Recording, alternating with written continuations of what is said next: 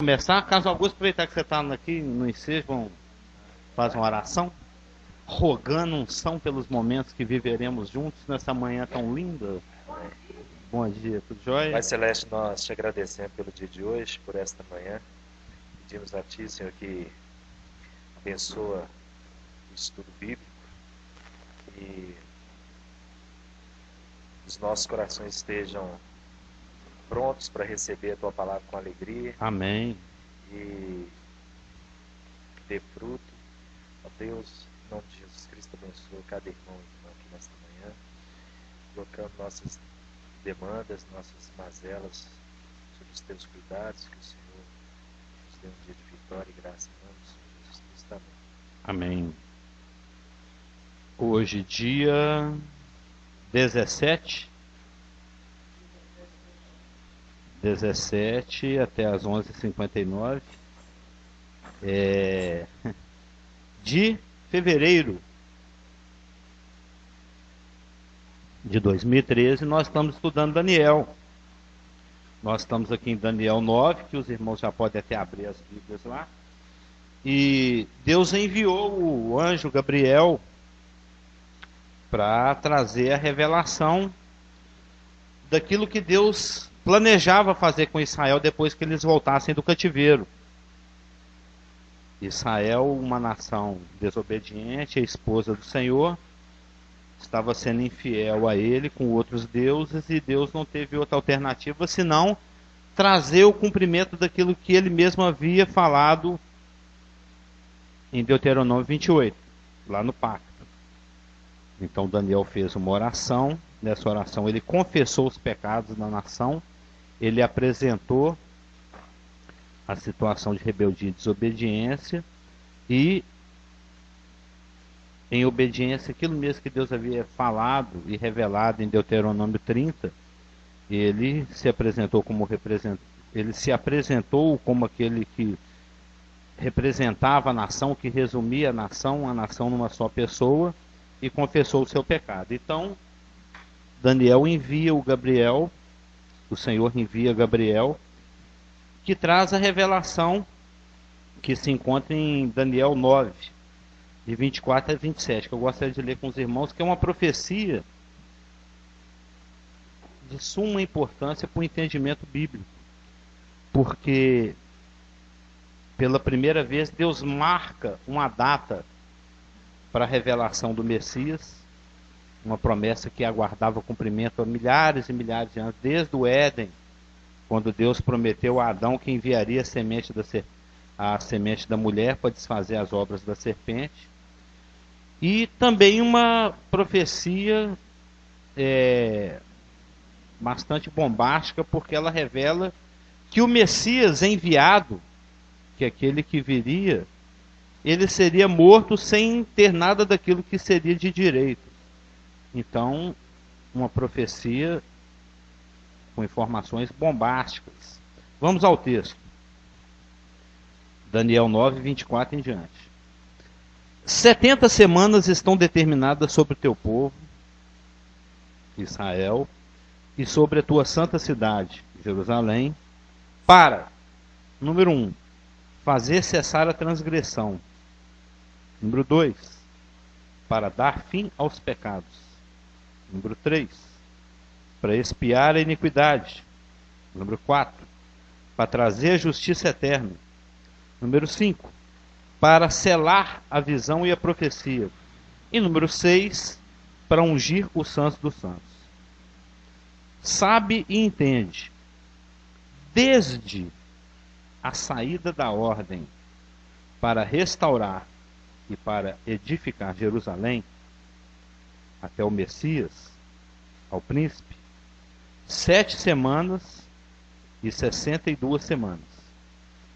As praças e os muros com seus fossos se reedificarão, mas em tempos angustiosos. Depois das 62 semanas, será morto o ungido, e já não estará. E o povo de um príncipe que há de vir destruirá a cidade e o santuário, e o seu fim será num dilúvio, numa inundação. e até o fim haverá guerra. Desolações são determinadas. Ele fará firme aliança com muitos por uma semana. Na metade da semana, fará cessar o sacrifício e a oferta de manjares. Sobre a asa das abominações virá o assolador, até que a destruição que está determinada se derrame sobre ele. Então, Deus aqui está se propondo, ele está apresentando a Daniel o que ele pretende fazer com a nação. O mal aparentemente venceu, assim como lá na cruz também aparentemente o mal venceu, porque o Filho de Deus estava pregado no madeiro. Aqui aparentemente também os planos de Deus foram frustrados, porque Israel, a esposa de Jeová, a nação escolhida por Deus, a agência de Deus, aquele que Deus havia escolhido para ser o seu instrumento, estava de castigo, estava em cativeiro. Era uma nação que estava lá humilhada, sem direito a uma capital, sem direito a uma terra, sem direito a um templo, sem direito à religião, aparentemente destruída e aparentemente vencida. Mas Deus traz uma revelação para o profeta, através do seu anjo, dizendo: ó, eu tenho as coisas sob controle. Eu sei o que eu estou fazendo. Eu já separei, eu já recortei na história um período de 490 anos, dentro do qual eu pretendo fazer 6 coisas. 6 obras essas, 6 coisas essas, que após elas serem efetivadas, eu vou trazer Israel novamente para o seu lugar. Eu vou restaurar Israel novamente à condição de instrumentalidade. Aquela condição que é necessária para que eu faça o uso da descendência de Abraão, da nação, para alcançar os objetivos aos quais eu me propus. Então, eu já separei na história um período de 490 anos, dentro do qual eu pretendo executar uma obra sextupla, e essas 6 coisas que eu vou fazer, que na realidade tiveram início, nós vamos ver detalhadamente, o versículo 25 fala que desde a saída da ordem para restaurar e edificar Jerusalém, o início dessa contagem de 70 semanas, divididas num período de 7, depois mais um período de 62, aí vem um intervalo, e lá na tribulação vem o último período de 7 anos, uma semana. Ele é um período dentro do qual Deus está agindo para resolver a questão do pecado de Israel e a questão da inoperância, a questão de o quão Israel não é possível que dele se faça uso. Mas Deus, tendo tudo sob controle, ele está dizendo para o profeta que ele já separou um período de tempo, dentro do qual ele pretende trabalhar para trazer novamente Israel ao seu lugar. E nós começamos a ver na semana passada essa obra sextupla de Deus. Essas 6 coisas que Deus pretende fazer com Israel dentro desse período. E esse período é um período que começou a ser contado lá no ano 445 a.C. É o terminus acor que fala. Desde a saída da ordem, esse é termo lá de advocacia, terminus acor e terminus ad quem, né? É quando a coisa começa e quando a coisa termina. A coisa começa no momento em que uma ordem é dada para restaurar e edificar Jerusalém. Nós vamos ver isso em detalhes. Nós vamos ver que existiram 4 ordens expedidas por 4 reis. E os teólogos, eles brigam muito em cima para defender o seu ponto de vista, cada um achando que é uma coisa ou outra. Mas tudo fica muito claro e estabelecido que, na realidade, a ordem dada foi aquela ordem dada lá no livro de Neemias por um rei chamado Artaxerxes Longímanos, o rei da mão grande, né? Longimanos. E o pastor recentemente, há uns meses atrás, até pregou a respeito dele, aquele que o rei falou assim: Neemias, eu estou notando que você está meio triste, o que foi? Sua namorada brigou com você? Não. Como é que eu ia ficar alegre se a terra dos meus pais, o lugar onde estão os túmulos dos meus pais, a cidade que eu amo, está destruída? Aí foi a circunstância em que Deus aproveitou, foi a ocasião que Deus aproveitou para dar a expedição dessa ordem, para restaurar e edificar Jerusalém. Isso foi no ano 445. Então isso começou a 2.458 anos atrás. 2.458 anos atrás. Há 25 séculos atrás, essa profecia começou a se cumprir. Daniel está vivendo aqui no ano 539, ainda faltava aproximadamente 100 anos, 94 anos mais ou menos, para essa profecia ter início. A gente sabe pelo 9:1 que foi no ano 539 que Daniel fez essa oração e essa profecia foi dada. E ela começou a se cumprir no ano 445, ou seja, praticamente um século antes, faltava um século para essa profecia começar a se cumprir. E ela já vem se cumprindo há 2.500 anos, 2.458. Nós estamos aqui na parte final do verso 26. Até o fim haverá guerra. Desolações são determinadas. Esse finalzinho do verso 26, que é onde nós estamos nesse momento na profecia, porque o último versículo, verso 27, diz respeito à 70ª semana, a 70ª semana, a semana de número 70, aquela semana que é escatológica, aquela semana que está no futuro, aquela semana que é aqueles 7 anos que são conhecidos como tribulação. E ela vai acontecer, a igreja não vai estar mais aqui, porque 70 semanas estão determinadas sobre o teu povo, e esse povo é Israel, e sobre a tua santa cidade, e a santa cidade de Daniel era Jerusalém. Então isso aqui não tem absolutamente nada a ver com a igreja. Absolutamente na igreja nem aparece aqui. A cidade e o santuário foram destruídos lá no ano 70. Isso aqui é Daniel 9:26a. E existe um intervalo, nós vamos ver isso em detalhes. As 70 semanas são divididas em 7, 62 e 1. 7, 62 e 1.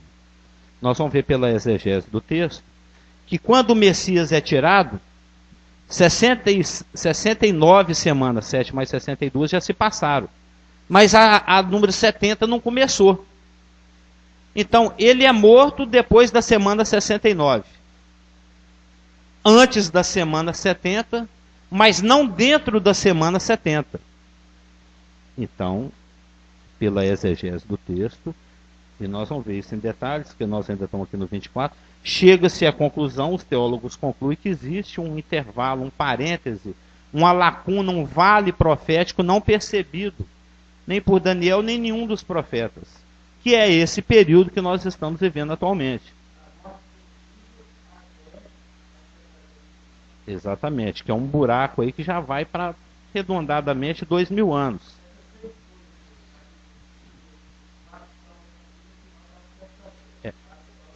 Exatamente. Potencialmente, tudo já foi providenciado na morte de Cristo. Porque as 3 primeiras coisas é cessar a transgressão, dar fim aos pecados e expiar a iniquidade. E isso só é possível mediante o sacrifício cruento de sangue vicário de Jesus Cristo. Primeiramente em favor de Israel, e por extensão a toda a humanidade, inclusive a nós, brasileiros, americanos, gente de Montes Claros e coisa e tal. Então afeta a todos, mas por extensão. Ele falou, ainda tem outras ovelhas que não são desse aprisco, é nós aqui. Mas a priori, primordialmente, ele veio para os que eram seus. Ele veio para Israel. Quando a Maria recebeu o anúncio do anjo, ele falou, e ele vai acabar com os pecados do seu povo. Ele veio para salvar Israel. Mas aí é aquele assunto fantástico lá de Romanos 9, 10 e 11. Nós somos enxertados. Né? Nós que somos oliveiras bravas, Ela é brava? Nós que somos jambuzeiros, né, oliveiras bravas, fomos enxertados na oliveira verdadeira, que é Jesus Cristo e que é Israel. Então a gente está bebendo da seiva deles. Oi.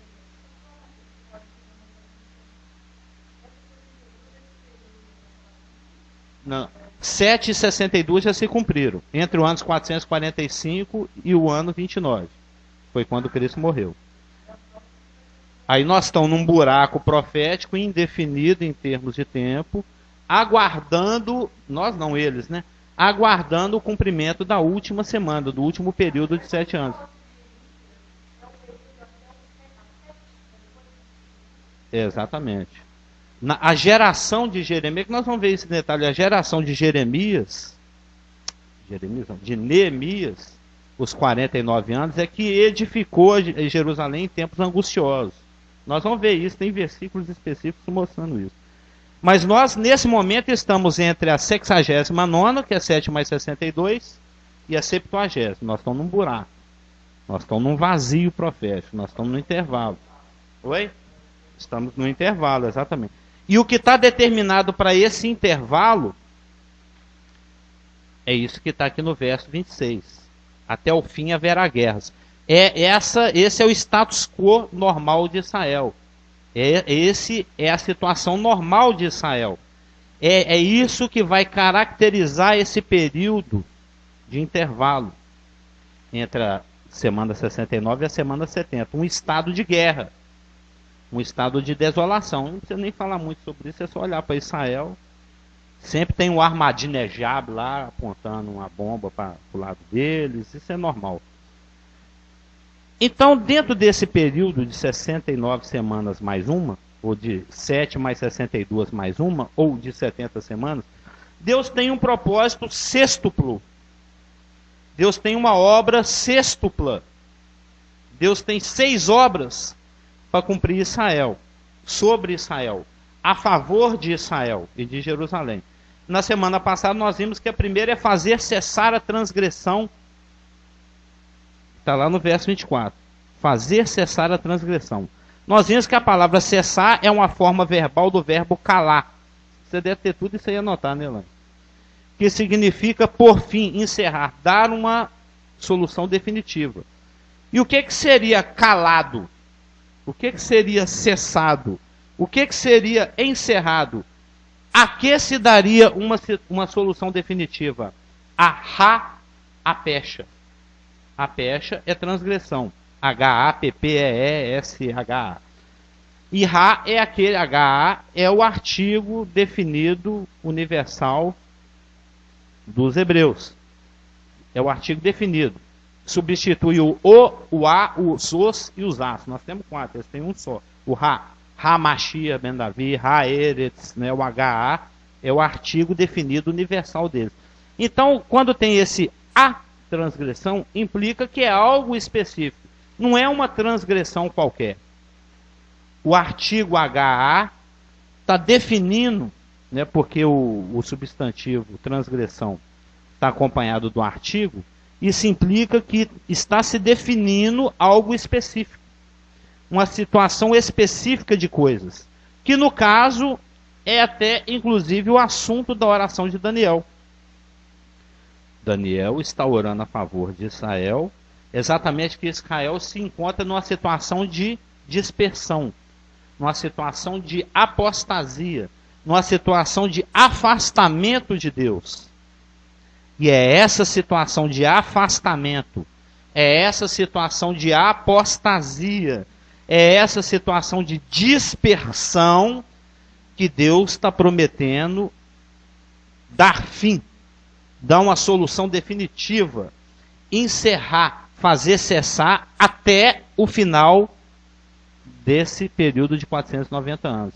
Que começou lá no ano 445 a.C. e vai terminar lá no final da tribulação. Lá no final da tribulação. Um período gigantesco de tempo, 25 séculos, 2 milênios e meio. E uma das coisas que Deus se propôs a fazer dentro desse período de tempo que ele recortou da história para dentro dele trabalhar é acabar com esse negócio de judeu esparramado. E existem inúmeras profecias em Jeremias, em Isaías, em Ezequiel 36, é só ir lá, onde Deus falou, ó, nunca mais eles vão ser dois povos, eu vou juntar eles para sempre. Eles nunca mais vão sair da minha presença, nunca mais eles vão ser esparramados. Hoje tem judeu em Betim, tem judeu em Nova York, tem judeu em Macau, tem judeu para todo lado. Se você for numa ilha perdida lá no meio do Oceano Pacífico, vai ter judeu lá. Porque senão Deus mentiu. O que Deus prometeu em Deuteronômio 28, lá no monte é Baal, uau, uau, uau, uau. Se eles não fizessem tudo que está escrito nesse livro, eu vou te esparramar para todos os lugares do mundo. E eles estão aí esparramados. E isso dentro do milênio vai ser algo que vai ser relembrado, assim como o judeu relembra a saída do Egito até hoje. Está até chegando a época aí, né? A Páscoa, o Pessá. Todos os anos, já tem 3.500 anos aproximadamente, 3.500 anos, que o judeu todo santo ano comemora isso. Todo ano eles comemoram. Deus nos tirou lá do Egito. Nós era escravo do faraó, sem salário. Mas Deus tirou nós de lá com a mão poderosa. Eles comemoram isso até hoje. E vão comemorar pelo resto da eternidade. Nunca vai acabar isso. Sim. Mas está chegando, inclusive, junto com a católica, né, e a protestante, está chegando a época da Páscoa aí também. O ovo de comemorar Semíramis, né, com seus ovos achocolatados. Mas é, né, o símbolo da fertilidade babilônica, né? Como os demônios ajudam o homem a prosperar. É isso que vai ser celebrado. O judeu celebra a Páscoa. O gentio celebra essa porcaria. Mas isso aí é outro assunto. Isso aí faz parte da mulher, a de escarlata. Isso aí é algo que a gente bebe todo ano no copo de imundícia dela. Isso é normal. Mas isso aí é assunto lá de quinta-feira. Então, essa é a situação que o judeu se encontra. Esparramado no mundo. Na diáspora. Na dispersão, na apostasia, no afastamento. E Deus está falando, Daniel, eu recortei 490 anos e dentro desse período de tempo eu vou acabar com isso aí. Não vai ter mais judeu esparramado no mundo. Eu vou fazer calar a rapecha. Eu vou fazer cessar em definitivo essa situação específica de transgressão, apostasia e afastamento na qual a nação se encontra nesse momento. Isso vai acabar. E assim que eu reunir novamente Israel, isso está lá, isso aí os irmãos podem conjugar esse texto lá com aquele fantástico, maravilhoso, celebérrimo, iluminado, bendito e chiquerésimo texto de Mateus 24 e 25, que eu amo muitíssimo. É um dos textos escatológicos, né, primordiais. Mateus 24, 31. E ele enviará os seus anjos com grande clangor de trombeta, os quais reunirão, assim voltarão. Isso é Isaías se cumprindo, é isso aqui. Assim voltarão os resgatados do Senhor e virão a Sião cantando. Os quais reunirão os seus escolhidos dos quatro ventos do céu, de uma ou outra extremidade dos céus. Mateus 24, 31 é uma profecia dada pelo próprio Senhor Jesus Cristo pessoalmente, falando a respeito do cumprimento disso aqui. Fazer cessar a transgressão. Na hora que Jesus Cristo retornar em glória e todo olho verá os pés dele se colocarem sobre o Monte dos Oliveiras, o monte rachar, e ele reunir todos diante da sua presença para julgar, e os anjos foram sair buzinando um monte de trombeta e reunindo todos os judeus de todos os cantos da terra, aí a rapecha estará calada, ou seja, a transgressão estará cessada. Aí Daniel 9, 24 estará cumprido. A transgressão estará cessada. Mas ele não somente reúne Israel no final da tribulação, como também o apóstolo Paulo deu uma profecia em Romanos 11, ele está repetindo Isaías na realidade. Em Romanos 11, 26 e 27 diz o seguinte: O profeta Paulo falando, né? E assim todo Israel será salvo, como está escrito. E aí ele cita Isaías. Virá de Sião o libertador, e ele apartará de Jacó as impiedades. Esta é a minha aliança com eles quando eu tirar os seus pecados. Deus se propôs a fazer dentro desse período de 490 anos. Não somente fazer calada a rapecha, fazer cessada essa situação de apostasia, dispersão, afastamento da nação, como ao reuni-la, de acordo com Mateus 24:31, dar fim aos pecados, de acordo com o que está profetizado aqui em Romanos 11, 26 e 27, dentre outros textos, né? Ou seja, a segunda obra que Deus definitivamente se decidiu a realizar nesse período de 490 anos a favor de Israel e Jerusalém é por fim aos pecados. Por fim aos pecados. Está lá, ó, Daniel 24. 70 semanas estão determinadas sobre Israel e sobre Jerusalém para fazer cessar a transgressão, para dar fim aos pecados. A palavra hebraica dar fim, esse verbo hebraico, significa cancelar, tornar inútil. Não vale mais. Não vale mais. Satanás vai lá diante do trono de Deus, porque isso está intimamente ligado. Porque, na realidade, quando Jesus Cristo providenciou aquela obra lá na cruz, quando ele tetelestou, consumou absolutamente de forma que nada falta e nada se pode acrescentar, dela nada se tira e a ela nada se acrescenta, foi uma obra feita não somente a favor de Israel, mas também uma obra feita a favor de todo aquele que crê. Porque nem todo aquele que é de Israel é de fato israelita.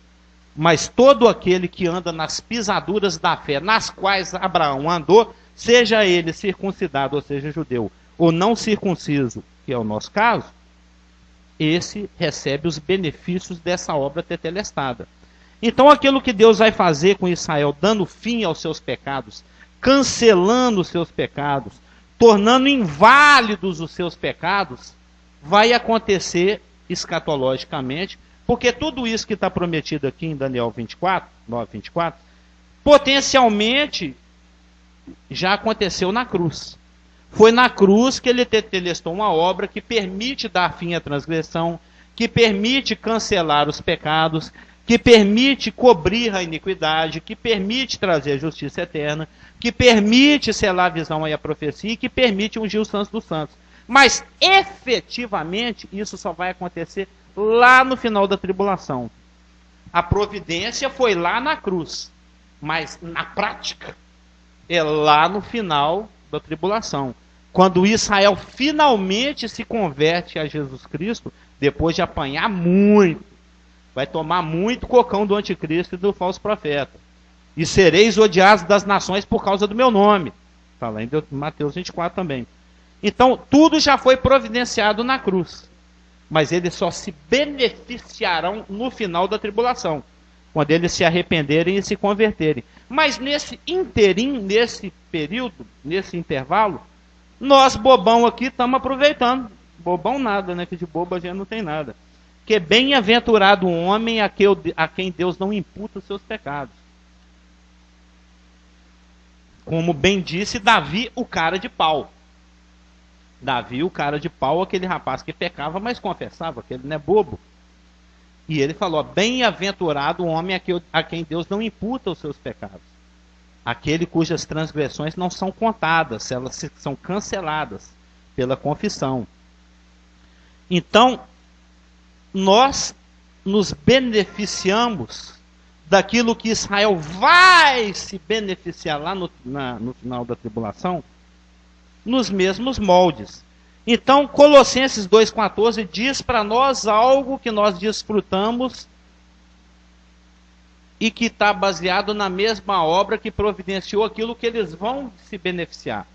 Ainda que Colossenses 2,14 não se refere à nação de Israel, ele pode se aplicar à nação de Israel. Ainda que Colossenses 2,14 diz respeito à igreja, mas ele fala de um benefício que deriva do mesmo sacrifício que foi feito não somente por Israel, mas também a favor da igreja. Então vamos dar uma lidinha lá no texto. O livro favorito do Cliff. Ainda é, Cliff? Colossenses. Que fala da excelência de Cristo. Tendo, Colossenses 2,14. Vamos ler o 13 também, né? E a vós outros que estáveis, eu gosto dessas conjugações verbais, são maravilhosas, né? A vós outros que estáveis, mortos pelas vossas transgressões e pela incircuncisão da vossa carne, vos deu vida juntamente com ele, perdoando-vos quase todos os vossos delitos. Ah, não, são todos. Perdoando todos os nossos. É que tem gente que crê que Cristo só perdoa até o momento que você converte. Dali para frente você tem que dar um jeito. Então, como é que fica Colossenses 2,13, né? Perdoando todos os vossos delitos. Tendo cancelado, a palavra cancelado aí que eu quero destacar. Tendo cancelado o escrito de dívida que era contra nós e que constava, no caso de judeu, né, de 613 mandamentos, de ordenanças, o qual nos era prejudicial. Removeu-o, o escrito, né, inteiramente encravando na cruz. Então a igreja, nós, os incircuncisos, nós nos beneficiamos da mesma forma que Israel um dia se beneficiará. Ou seja, nós tivemos e eles terão os nossos pecados cancelados. Não conta mais. Satanás, nesse momento, ele pode estar lá diante do trono da graça, falando assim, não, mas o Carlos Hamilton pisou na bolota. Aí Deus consulta os líderes e fala, não está constando nada aqui não. De acordo com os meus registros, isso não procede. Eu não acato data vênia, ou seja, nos autos do processo aqui não consta esse testemunho, não constam provas dessa infração, ou seja, isso é improcedente. Isso que você está falando a respeito daquela pessoa não procede. Eu não posso fazer nada a respeito disso. Eu sei que é talvez bastante conhecido dos irmãos, mas é sempre bom. Eu estou falando assim, eu não vou falar isso de novo, não. As pessoas falam, senhor. Não, mas não quer falar. Eu já falei isso tantas vezes, isso é tão manjado, não, mas fala. Deve ter gente aí que não escutou, falou, é para falar mesmo, Espírito Santo. Eu vou perder meu tempo falando desse negócio. Ele está querendo que eu fale, eu falo. Todo mundo conhece aquela história que explica essa questão aqui do escrito de dívida. O Carlos Augusto, ele estaciona na placa que tem um E com um X vermelho. Proibido parar e estacionar. Aí chega o rapaz, né? O rapaz do trânsito, fala assim, ô, meu senhor, você acaba de cometer uma infração e de transgredir a lei. Você está condenado a 12 meses de cadeia. Aí o Carlos Augusto é algemado, ele é levado para o Chilindró, chega lá, ele é engaiolado, e eles colocam, isso era assim que acontecia antigamente, quando não era um crime de morte, que foi o caso de Cristo, quando o criminoso ele já não era levado diretamente para a pena capital, era algo passível de ser pago com privação da liberdade, né? Como estacionar num lugar proibido, por exemplo. Isso é só hipotético, evidentemente. Não é um caso de matar o motorista só por causa da infração de trânsito. 12 meses guardado aí, ele vai pensar bastante a respeito, ele nunca mais vai fazer isso, teoricamente.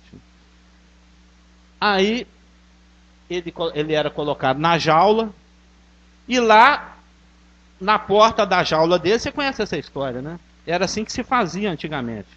Na porta da prisão se colocava um documento chamado escrito de dívida. Dia da infração, dia 17 de fevereiro de 2013. Pena, 12 meses de reclusão. Término, né? Término ad quem? Data do término da sentença. 17 de fevereiro de 2014. Ainda sai a tempo de assistir a Copa e fazer umas corridinhas para a Copa. Né? Aí aquele escrito ficava ali. Aí dava-se 17 de março, 17 de abril, 17 de dezembro de 2013, 17 de janeiro de 2014. Eu não posso tirar esse rapaz da gaiola. Porque a data dele, a pena dele, a privação de liberdade dele é até 17 de fevereiro de 2014. Aí, vamos dizer que 17. Aí chegava na véspera, o guardador de prisioneiros infracionários da lei, do trânsito, olhava lá para rapaz, é amanhã, hein? Amanhã você está livre. Chegava lá no dia 16 ou 17 de fevereiro de 2014, esse escrito de dívida era tirado da porta, a jaula era aberta, o infrator era conduzido à liberdade, pegava-se um carimbo e dava uma carimbada nesse papel. Falou, guarda esse negócio aí, porque se o outro guarda de trânsito achar isso constar lá no sistema, e vai que deu algum problema lá e ainda constar que isso está em aberto, você tem um escrito de dívida carimbado e perfurado dizendo que isso aí já foi pago. E o que se carimbava nesse escrito era uma palavra grega, tetelestai. Está pago. Não deve mais nada. Cumpriu tudo que tinha que cumprir. Tetelestai. Uma palavra conhecida nossa. Quando Jesus Cristo fez esse brado na cruz, tetelestai, ele estava dizendo, está tudo pago. Todas as pisadas na bola do Yaakov, do Ibrahim, do Carlos Augusto, do seu Amâncio, do Clésio, do Casamil, do Clipe, da Mata, geral, está tudo pago. Tudo pago. Ninguém deve mais nada. Eu estou quitando todas as dívidas. Eu estou pegando esse ramalhete. É um ramalhete? Essa resma, esse pacotão de escrito de dívida, estou cravando todos aqui na cruz. Está tudo pago. Se você quiser aceitar isso, está quitado. Então, quando Satanás nos acusa, ele nos acusa de forma improcedente. Ele está querendo cobrar uma mensalidade que já foi paga. Aí você vai no PROCON de Deus. Ele está querendo te tomar algo que não é dele mais. Ele está te acusando de algo que não procede, que não é válido, que foi cancelado. É o que Deus vai fazer com Israel. Só não fez ainda porque eles são bobão, eles não quiseram. Porque o João Batista falou, esse é o poder de Deus que tira o pecado do mundo, e é para vocês também, vocês não querem não? Uma meia dúzia até que quis, mas como nação, a liderança judaica recusou isso, não aceitou isso. No domingo de Ramos, nós estamos chegando nele aí também, né? Quando ele adentrava a cidade de Jerusalém, isso no último dia da 69ª semana de Daniel, e a multidão aclamava lá, fazia a ola, Jesus, Jesus, todo mundo aclamando Jesus Cristo, com ramos, né? Tudo isso é muito simbólico. A liderança judaica e a plebe ainda segue esse negócio aí. Ou seja, a liderança judaica recusou a oferta e a proposta de Jesus Cristo, o rei de Israel. De maneira que, e isso é tudo assunto lá de Mateus e os evangelhos, que a conversão de Israel só vai acontecer lá no final da tribulação. Depois deles terem feito isso que está aqui no versículo 27. Firmado uma aliança com outro que vem no seu próprio nome. Que eu vim em nome do Pai e vós não me recebeis. Se outro vier no seu próprio nome, a esse recebereis. Isso está em João 5,43.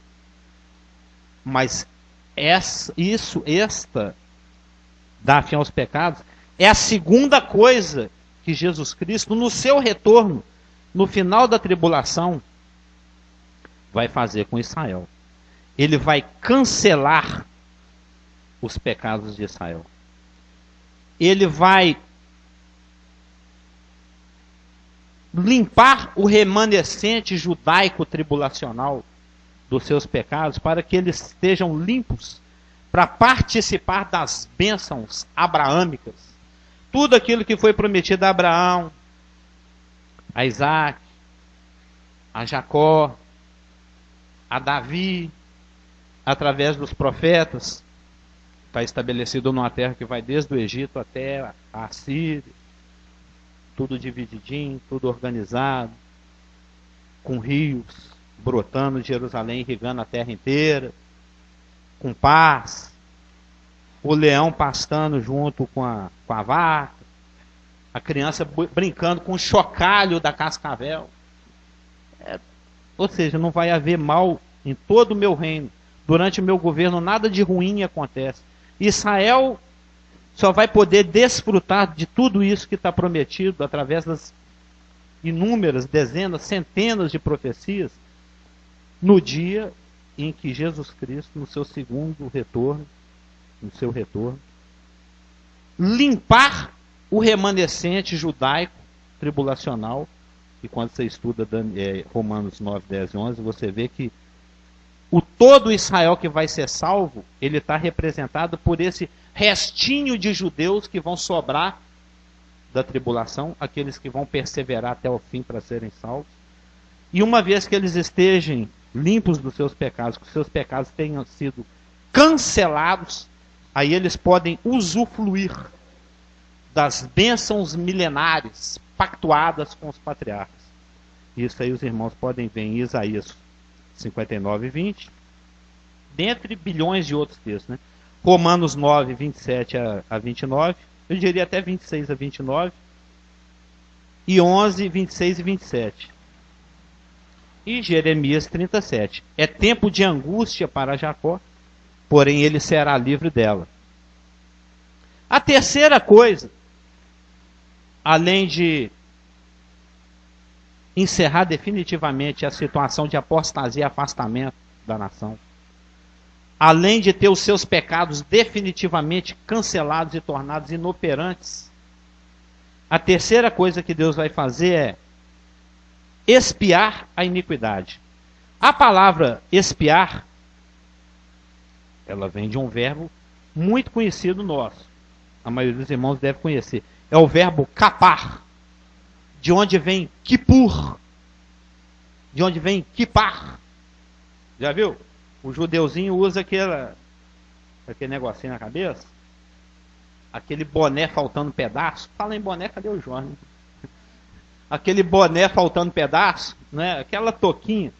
O nome daquilo é Kippar. Todo mês de setembro, aproximadamente, lá na segunda dezena de setembro, os judeus celebram um dia chamado Yom Kippur. Yom é dia, e Kippur também vem desse verbo kapar, que significa cobrir, né? É o dia da cobertura. É o dia em que mais... Aí você lembra daquele amontoado de novo, né? De natas coaguladas. Aí é aquele dia novamente em que Deus cobria o pecado de Israel. Anualmente, lá no propiciatório, que ficava sobre a Arca da Aliança, que ficava dentro do Kadosh Kadoshem, que é o Santo dos Santos, que ficava dentro do templo, que ficava dentro do edifício, que ficava lá no monte, que ficava lá em Jerusalém, que fica lá em Israel, todo ano. Isso até que viesse aquele que efetivamente quipou, né? Tirou os pecados de Israel. Então essa palavra traduzir por expiar a iniquidade, ela vem do verbo capar, ou kippur, que significa cobrir. Mas não significa não apenas cobrir, mas anular, tornar inoperante, tornar inexistente. Esse vocábulo se usa muitas vezes no Antigo Testamento no sentido de fazer reconciliação. Aí é aqui que a coisa fecha. Observa que tem 6 coisas que Deus se propôs a fazer em favor de Israel e em favor de Jerusalém nesse período de 490 anos. 3 deles estão ligados à questão do pecado. Cessar a transgressão, dar fim aos pecados e expiar a iniquidade. Seria 3 coisas, entre aspas, entre 699 aspas, as coisas, o seu aspecto mais negativo. E 3 coisas estão ligadas a um aspecto assim um pouco mais positivo, que são as 3 seguintes: trazer a justiça eterna, selar a visão e a profecia e ungir os santos dos santos. Então, essas 6 coisas, as quais Deus se propôs a fazer em favor de Israel e de Jerusalém, dentro desse período de 490 anos, pode ser dividido em 2 grupos. As primeiras 3 coisas e as segundas 3 coisas. As primeiras 3 coisas: cessar a transgressão, expiar o pecado, cessar o pecado e expiar a iniquidade. As outras 3, trazer a justiça eterna, selar a visão, a profecia e ungir os santos dos santos. Aí quando você pega esse primeiro grupo de 3 coisas, você vê que existe uma pauletineleza, existe uma progressividade, existe uma logicidade sequencial na coisa. Porque no trato com a questão do pecado de Israel, cessar a transgressão, dar fim aos pecados e expiar a iniquidade, a gente observa que é feito de um approaching até uma objetivação final. Primeiro, cessar a transgressão, tirar do estado de esparramamento. Ele cessa a transgressão. Ele capa a rapecha, né? Ele reúne todo mundo de novo. Uma vez que ele, Mateus 24, 31, zeia Israel, né? Mateus 24, 31, zeia. Ou seja, ele vai lá e reúne Israel com grande clangor de trombeta, após ter enviado todos os seus anjos aos 4 cantos da terra. Aí ele encerra essa questão de dispersão. Ele cessou a transgressão. Aí ele dá cumprimento a Romanos 11, 26, 27. Aí ele, Romanos 11, 26, 27, zeia. Ele vai lá e dá fim aos pecados de Israel. Então, uma vez que Israel já foi reunido, foi cessada essa situação de esparramamento. Uma vez que os seus pecados já foram cancelados, dados fim, ele agora fecha a questão reconciliando Israel consigo mesmo. É isso que é o significado de expiar a iniquidade. Fazer reconciliação. Isso aí, quando a gente estuda teologia sistemática, quando você estuda soteriologia, que vem de soteria, que significa salvação, tanto é que quem nasce em Salvador é soteropolitano, né? De sótero, soteria, salvar, salvador, salvação. Quando você estuda a soteriologia, e acho que isso já aconteceu, se não foi no IBPG, foi nas escolas dominical, lá da época da Gararu. Eu não lembro quem deu esse estudo, mas foi dado esse estudo do conjunto da obra de Cristo na cruz, essa coisa tetelestada. Muitas coisas acontecem. Acontece a substituição, acontece a expiação, acontece a propiciação. E dentre esse monte de ação que Deus providenciou por nós através de Cristo, substituição, blá blá blá, uma delas é a reconciliação. É a adoção. Deus estava em Cristo reconciliando consigo o mundo. Não é isso? Tem um texto que fala isso. 2 Coríntios 5, né? 2 Coríntios 5 alguma coisa. É só os irmãos aproveitem e lê o 2 Coríntios 5 inteiro. Está lá em algum texto lá. Que Deus estava em Cristo reconciliando consigo o mundo. E Israel é uma dessas nações reconciliadas. Na realidade, é a principal nação a ser reconciliada com Deus. Então, quando Daniel escutou isso, o Gabriel falando, Daniel, eu vou calar a rapecha, eu vou cancelar o pecado e eu vou capar a iniquidade. O que ele entendeu? Eu estou aqui orando a favor de Israel, Israel está numa situação de vergonha, Israel está no cativeiro, Israel está humilhado, Israel está sem terra, Israel está sem capital, nós estamos aqui como escravo. como ele orou, né, com o rosto coberto de vergonha, mas Deus tem um plano. Deus está no controle das coisas. E ele já separou um período de 490 anos, dentro do qual ele vai fazer parar essa situação de vergonha, de dispersão. Ele vai cancelar os nossos pecados e ele vai nos reconciliar consigo mesmo. Ou seja, nós vamos ficar de bem de novo. Ele vai ficar, que ele e a sua esposa estão separados já há 2 milênios, mas eles vão se reconciliar. E isso de acordo com o que está prometido em Daniel 9:24. Podemos encerrar? Aí na semana que vem a gente vê as outras 3 coisas, que é trazer justiça eterna, selar a visão e a profecia e ungir os santos dos santos. Amém? Posso orar?